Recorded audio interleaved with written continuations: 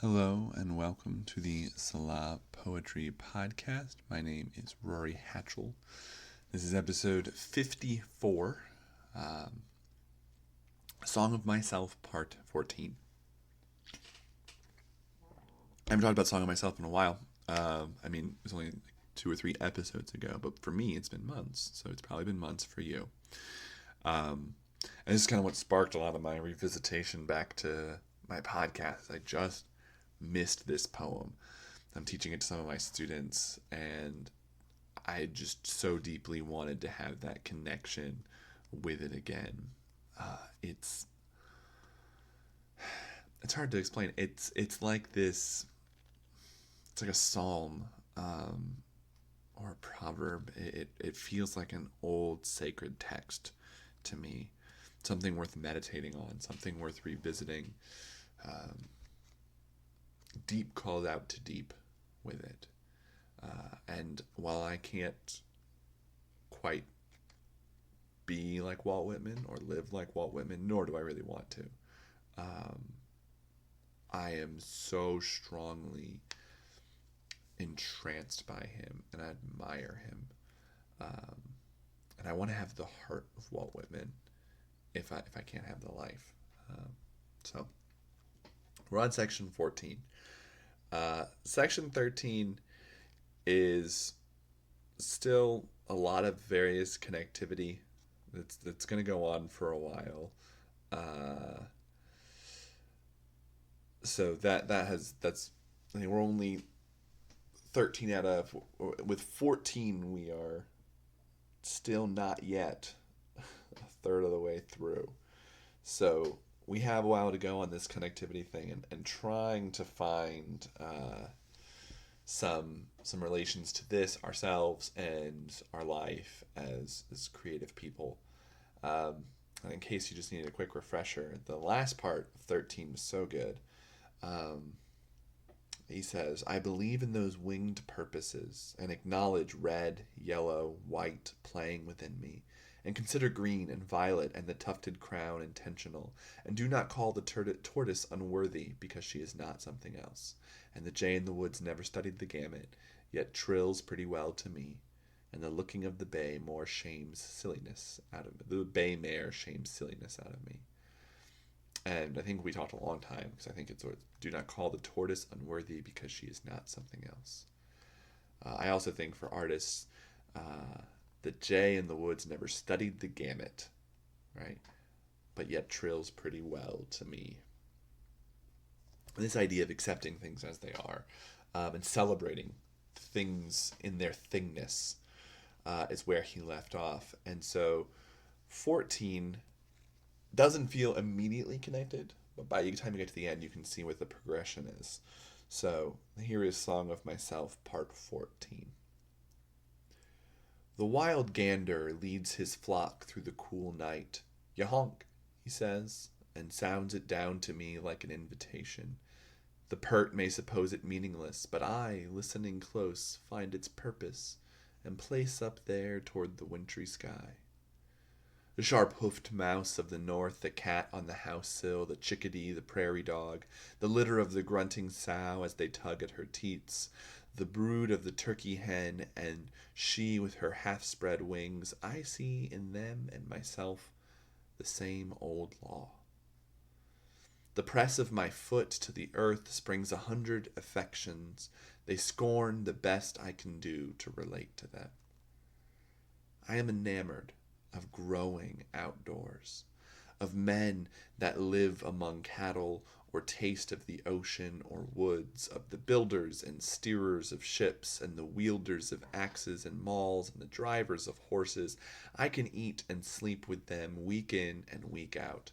What is commonest, cheapest, nearest, easiest is me.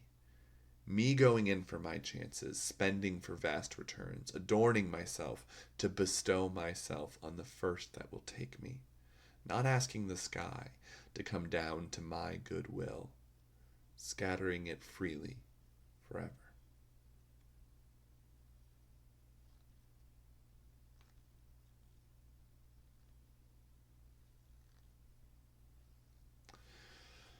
So in my mind, there are kind of three major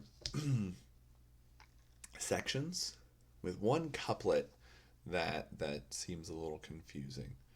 Um, Not necessarily confusing. It's sophisticated. It's deep, but it seems not part of the other three sections necessarily.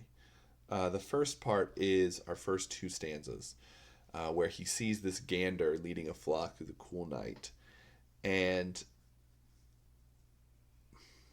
I love this. It's important. I remember this as a reader. That's what he's about to discuss.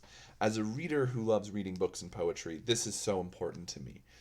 But it's also really important as an artist. I think we've talked about this on the podcast before. But he says, "You honk," he says, and sounds it down to me like an invitation. And then in response, Whitman thinks, "The pert may suppose it meaningless, but I, listening close, find its purpose and place up there towards the wintry sky." And this idea that, I mean, it's just a duck sound, right? It's nothing, anything at all. And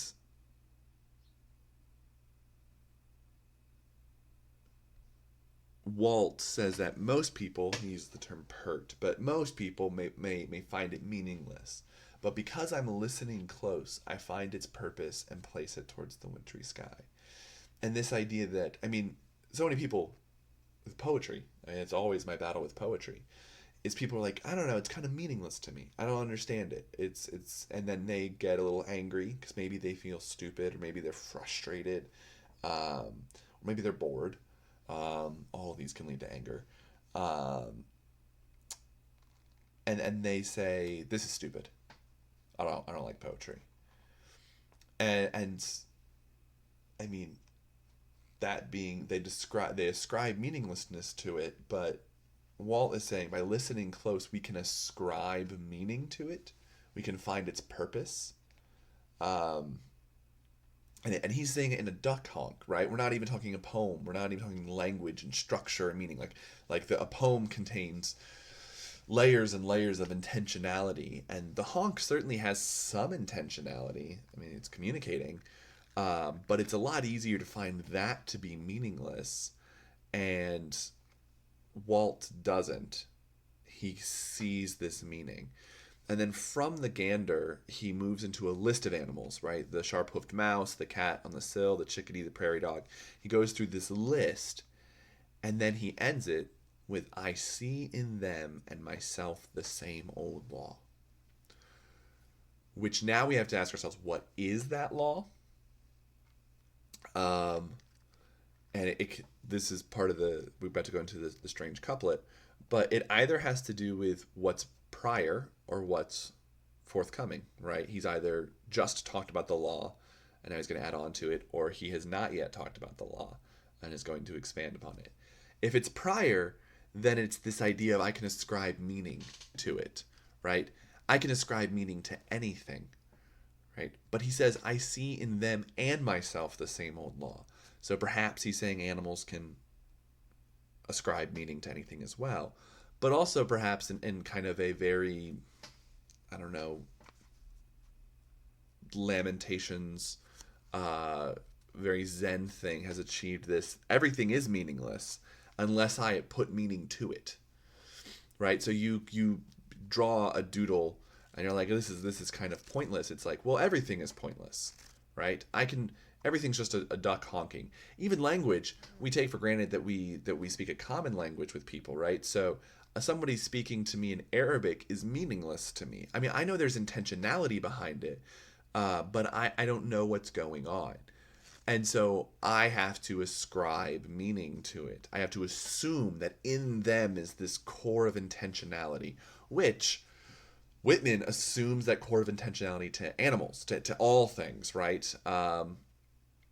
He even goes on in this confusing couplet. I press the press of my foot to the earth springs 100 affections. They scorn the best I can do to relate to them. And so he says, like, touching my foot to the earth, plant life, dirt, rock, I mean, non-sentient, non-living. There's meaning in it, and I can ascribe meaning to that. All I have to do is see the layers of intentionality to all living things. And then every action becomes amazingly purposeful, meaningful, and impactful to me. I can become affected. It springs 100 affections. I can become affected now by anything. My foot to the ground, 100 meanings spring forth.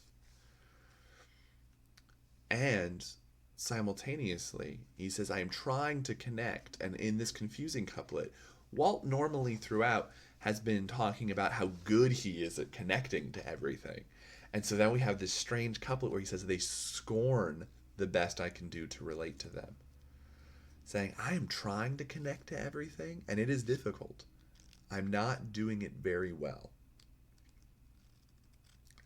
Which is interesting. This is the same old law that in everything is meaningful, but there is this limitation to what I can connect. Remember, we're going all the way back to what is the grass, right? What am I? What can I connect to? What can I imagine? I am loafing on the grass, imagining, listening, connecting with all of nature and life around me. Where am I limited to do that? And so he goes on and he says, I am enamored of growing outdoors, of men that live among cattle or taste the ocean or woods, of the builders and steerers of ships and the wielders of axes and mauls and the drivers of horses. I can eat and sleep with them week in and week out. He doesn't struggle to connect with them. He's enamored with going outdoors, which on one hand, they're human, right? That makes sense. But also he emphasizes the outdoors here.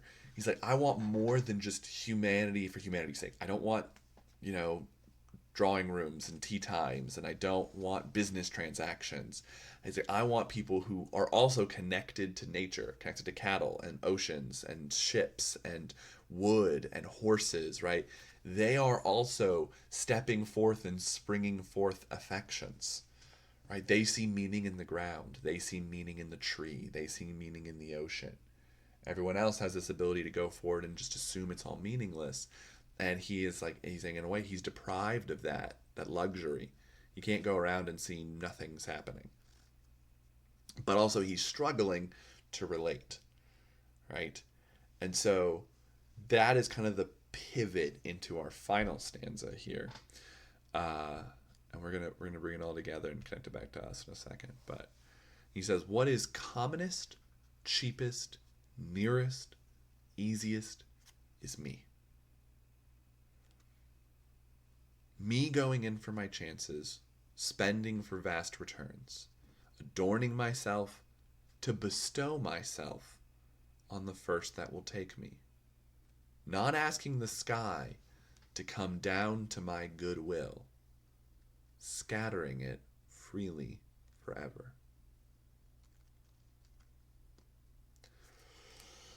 There's a lot going on here. First of all, this is such a great mantra because I can't tell if it is a glorious comment of awe or kind of a scathing insult. What is commonest, cheapest, nearest, easiest is me. The most common thing I can imagine is me, which makes sense. All of my realities are based from my perception. I am the absolute common denominator of all my experiences. That makes sense. What is cheapest? Absolutely. What is most affordable to me is myself, my company, my time, my thoughts. They're free. Great. Nearest. That also makes sense. And easiest. And he capitalizes me here. So there is this thing of I am my closest companion. I am most intimate with and within myself. There is this moment of revelry that I am common and I'm easy and I am great. There's also this things I'm common, right? That I'm casual, right? Common things we do not esteem, we do not value them highly. It becomes very easy to overlook ourselves. However, he, in the phrasing of his sentence, is me, gets its own little comma phrase. Me is capitalized. At the end of the sentence, he's drawing attention to is me. He's saying, are you aware that you are your closest boon companion? And he's like, me going in for my chances, right? Spending for vast returns, adorning myself, right? All these things we do for ourselves, puffing ourselves up, clothing ourselves, trying to look good, trying to impress, trying our ambition, right? Our fears, right? All of this complicated thing that is us. And then this interesting thing is adorning myself to bestow myself on the first that will take me, which we understand at a primal level. This adorning of ourselves so that we're looking for somebody who wants to take us. We want acceptance. Now, the real question is, if I am what's commonest, cheapest, nearest, and easiest, am I supposed to be the thing that takes me? Am I the first to take me? Or will someone else take me if I won't take myself? If I'm not willing to accept who I am and accept the intimacy and companionship of myself, am I giving it away? And is this giving away good or bad? Right? I think a more contemporary look would be like, giving yourself away is awful. But I think within Whitman's context, giving yourself away was considered glorious. You're giving yourself away to country, to your military, to your family, to God, right? Giving yourself away was dutiful. And then he says this, not asking the sky to come down to my goodwill, scattering it freely forever. So not asking the sky to come down and be about me, but scattering that sky forever. The sky belongs to everyone. Kind of as I belong to everyone because I bestow myself to the first that will take me. Kind of how I belong to this gander because I can relate to it and ascribe meaning to it, because this is the common law that I see within all living things, that whatever is commonest, cheapest, and easiest is ourselves. And I think there's a dozen ways I could take this, and I really just want to leave it open to you. I want you as my listener to, listen close, find this purpose, and place it up there towards the wintry sky. Because is this a poem about how we can't all be connected, but we keep trying? Because they scorn the best I can do to relate to them. Is it about how we are all connected through our understanding and our intimacy with ourselves? Does this flow right out of section 13, where he says, I do not scorn the tortoise. I do not call the tortoise unworthy because she is not something else. Nor should I do the same to myself. Because whatever is commonest, cheapest, is easiest is me. Because I am my most intimate companion. Is it that we should realize that everything has 100 affections, every action, every mineral, every things, they affect me deeply. I can ascribe meaning to them. I can ascribe meaning to myself, to my own being, to my spending for vast returns, to going in for my chances, for adorning myself to bestow myself to the first that will take me, to not asking the sky for goodwill, but scattering it freely forever, seeing the sky scattered freely forever, everywhere. That's beautiful. And this is why I love this text, is that I could read this now, and this right now what's really speaking to me is that I am my most intimate companion. I'm my best friend. I'm my first lover. I am the most important person to myself. However, I think we have really lost our relationship to ourselves. I think that we are so obsessed with our relationships to others, our outward connections, but we are our best, even though there are 100 affections, with just a step of our foot, they scorn the best we can to relate to them. So where do we start? We start with our relationship to ourselves. Whitman says, he's like, I can see the same law in them, and I want to connect with these animals. I connect best to these men who are outdoors. It's the closest I can get, and I can kind of relate to myself. And that's where I should start. We've definitely lost the ability to relate to ourselves in so many ways. We hate ourselves. We want to improve ourselves. We're perfectionists. We hate our weaknesses. We're always trying to fix ourselves. Saying I love myself comes off as vain. Selfishness is bad. We are taught all these forms of guilt around the ability to love ourselves, yet what is commonest, cheapest, and easiest is me. And I mean, Whitman is not looking for, a lot. When he says spending for vast returns, that's such a not a Whitman phrase. Whitman's not an investor. He's not interested in the finances of the world and striking rich. So he sees the flaws. Adorning myself to bestow myself, the first will take me. We don't know if that's good or bad. It's not about the good and the bad. It's not about the labeling. It's about just like step one. You can't connect to all these things until you are connected to yourself. And within Christian theology, we see that modeled within the Trinity. God is at first within connection to himself. God, Father, Son, and Holy Spirit. God is a community. He's Elohim, the many, right? That's the plural of God. In the beginning, we have Elohim floating above the waters. It's the host, the many, the legions. There is a relationship God has a relationship within himself. He has what is commonest, cheapest, and easiest to God is God. And we have that relationship with God in us. We have that relationship with the divine. But also we have that relationship to ourselves. We have access to that. To be surprised by ourselves, to be impressed with ourselves, to love what ourself is doing. You have that space to say, I'm so proud of you, self. Like, you have that energy to say, why do I create? Because I like it. Because I'm impressed with myself. Because it amuses me. This joke amuses me. Those are our moments of like purest childish joy. Is when we are in relation to ourselves.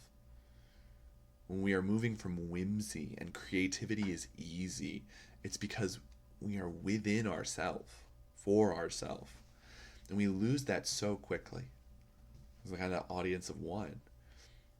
Audience of one can certainly be your ideal reader. It can be God and the divine. It can be something, but it can also be yourself. My son paints things because he wants to see them made. And that's good. Scattering it freely forever does not ask the sky to come down to him. He does not say, sky, look at me, be with me, glory me, revel in me. He revels in himself. Why ask the sky to come down and be intimate with him when he is intimate within himself? I mean, literally, as I'm talking about it, the word intimate with myself feels weird.